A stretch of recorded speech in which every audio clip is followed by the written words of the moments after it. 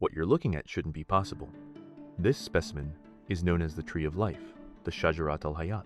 It stands 10 meters tall in the middle of Bahrain's Sakhir desert, completely alone. According to local folklore, it is the sole survivor of the Garden of Eden, a tree blessed by the gods and connected to the very origins of life itself. But the conditions this tree lives in are unimaginably hostile. For kilometers in all directions, there's very little vegetation. Temperatures regularly hit 50 degrees Celsius in summer, and the area receives as little as 150 millimeters of rain per year, less water than most places get in a single month. And yet, despite this harsh environment, this tree has been thriving here for over 400 years. Its existence baffled scientists for decades, and the tree has now become an iconic natural landmark, attracting thousands of visitors every year. So how is this ancient living legend, kilometers away from the nearest water source, flourishing in one of the harshest environments on Earth? Let's find out. The Tree of Life is a species of tree called Prosopis cineraria, known locally as gaff. And understanding its survival likely comes down to one extraordinary adaptation. Most desert plants are xerophytes. They've evolved to store water, reduce loss, and survive on very little. But this tree takes a completely different approach. It doesn't try to conserve water at all. Instead, it goes straight to the source. The scientific consensus is that this tree's taproot system is unique because they believe it reaches up to 50 meters deep, 160 feet straight down into the earth. To put that in perspective, this tree is believed to have a root system deeper than a 15-story building. While the desert above gets almost no rainfall, this tree is tapping directly into water that's been locked underground for centuries. This massive root system allows the tree to bypass the surface water cycle entirely. It doesn't wait for rain. It goes straight to the source. Recent research shows that gaff trees like this one can use around 7 liters of water per day. That might not sound like much, but think about it. For a single tree to sustain that level of water consumption for 400 years in this environment, where the surface gets almost no rain, means it's accessing a massive, continuous underground reservoir. But the deep roots are just part of this tree's ingenious survival strategy. Evolution has given it something remarkable: the ability to shut down almost completely when water runs out, then instantly spring back to life the moment water returns. It's like a biological pause button. When drought hits, the tree can dramatically reduce its activity to conserve every drop of moisture. Then, as soon as water becomes available again, it can rapidly recover its full function. This genetic adaptation is what allows it to survive conditions that would kill most other plants. But there's also another advantage this species has. As a legume, it hosts symbiotic bacteria in its roots that fix atmospheric nitrogen. This means it's literally fertilizing itself, enriching the surrounding soil with essential nutrients in an environment where most plants would struggle to find any nutrition at all. And just as interesting as the tree's biology is its location, it's not just sitting on random desert sand. Archaeological excavations around the site have found pottery and artifacts dating back over 500 years. The tree is actually growing on what's called a tell, a mound formed by centuries of human settlement. And this isn't random. People chose this exact spot to build settlements repeatedly throughout history. Why? Because they knew something was here. The same underground water that sustained medieval settlements is now likely sustaining this tree. But there's another layer to this story that goes far deeper than modern science. Locals don't just call this Prosopis cineraria. They call it Shajarat-al-Hayat, the Tree of Life, and they believe it's connected to one of humanity's oldest stories. According to local legend, this tree is all that remains of the biblical Garden of Eden. Now, that might sound like folklore, but there's actually some fascinating scholarly work behind this claim. Bahrain sits on what was once known as Dilmun, an ancient civilization that shows up repeatedly in Mesopotamian texts. But Dilmun wasn't just any trading hub. In Sumerian mythology, it was described as the bright and pure land, where sickness and death didn't exist. It was literally their version of paradise.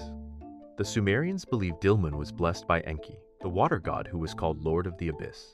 According to their myths, Enki brought forth abundant water that transformed dry land into a garden of the gods. Sound familiar? But here's where it gets really interesting. Archaeological evidence shows that this mythological reputation was based on actual environmental reality. During the height of the Dilmun civilization, around 4,000 years ago, Bahrain was a fertile oasis. The climate was significantly wetter, and the island was known for its numerous natural artesian wells and springs. But most of those water sources dried up over the millennia due to the changing climate and resource exploitation. When you visit the area today, it's almost impossible to imagine this barren desert was once a lush, tropical paradise. But this tree stands as living proof that the water is still there, deep underground. Now, some scholars have taken this connection even further. Juris Zarins and other researchers have proposed that the Garden of Eden was actually located at the head of the Persian Gulf, right where the Tigris and Euphrates rivers meet the sea. They've tried to map the 4 rivers mentioned in Genesis onto real geography. The Gihon could be the Karun River in Iran. The Pishon might correspond to the Wadi al-Batin river system that once drained Central Arabia. And Bahrain, sitting at this convergence point as a known ancient trading center, becomes a compelling candidate for the geographic roots of the Eden narrative. But the timeline doesn't quite work out. This tree here is only 400 years old, planted around 1582. The biblical timeline would put Eden much, much earlier. But that's missing the point. The Tree of Life isn't claiming to be the original Eden tree. Instead, it's functioning as a powerful symbolic marker in the modern landscape. It's a living reminder of what this place once was, when underground rivers and artesian springs made it a genuine paradise. The tree embodies an ancient folk memory. The Sumerian accounts of Dilmun might be humanity's earliest recorded memory of abundance in this region. Some scholars think these stories were precursors to the biblical creation narrative. In this context, the mystery of the tree's survival takes on deeper meaning. It's not just a botanical curiosity, it's a connection to one of our species' foundational myths about paradise lost and the enduring possibility of life in desolation. This tree is so much more than a botanical curiosity. It is a 400-year-old survivor that connects modern society to ancient worlds. But now, this living link to the past is under threat. The tree has become Bahrain's most iconic natural landmark, drawing over 50,000 visitors annually. It's featured on souvenirs, promotional materials, and national branding campaigns. The government has built a visitor center, protective fencing, and an amphitheater around the site. But this attention brings its own problems. Decades of uncontrolled tourism have left their mark. The trunk is scarred with graffiti where visitors have carved names and messages. Small holes from early ring sampling studies dot the bark. Vehicle traffic has compacted the soil around the root zone. And more seriously, the tree faces mounting environmental pressures that threaten its long-term survival. Regional average temperatures are increasing, creating more frequent extreme heat events and prolonged droughts that directly threaten the aquifer sustaining the tree. As temperatures rise and weather patterns shift, the recharge rate of underground water sources may decline, and the stable, localized aquifer that has kept this tree alive for 400 years might not remain stable forever.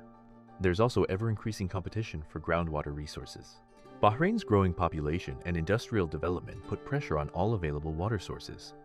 While the tree's specific aquifer seems isolated, any major extraction projects in the region could potentially affect the delicate hydrological balance that keeps it alive. The protective measures put in place help with tourist damage, but they can't address these larger systemic threats.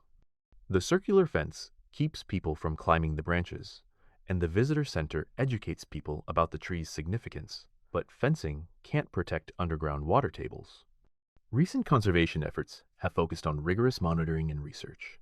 Scientists are working to better understand the exact depth and volume of the tree's water source. They're using stable isotope analysis to trace where the water actually comes from and how sustainable the current draw might be. The goal is to model different climate scenarios and predict how rising temperatures and changing precipitation patterns might affect the tree's physiological thresholds and the aquifer's recharge rate. The tree has survived 400 years and is an important connection to the past. The question is, can it survive another 400 years given how quickly the planet is changing? Not just in terms of climate, but in terms of our desire for greater industrial growth. The science reveals how that memory became reality. Deep underground aquifers that have sustained life at this exact spot for centuries, and how the reality in the form of this great tree could once again become a mere memory of what had been. The Tree of Life in Bahrain represents something remarkable, a place where rigorous science and ancient mythology converge to tell the same essential story. The science reveals an extraordinary example of evolutionary adaptation, a species that developed the ability to reach 50 meters underground to access hidden water in one of Earth's most challenging environments. The legends speak to our deepest cultural memories of paradise and abundance, connecting this single survivor to humanity's oldest stories about the relationship between life and water. If you want to hear another story about an ancient living specimen that has remarkable links to our past, then make sure to check out this remarkable story about the Wollemi pine, also known as the dinosaur tree.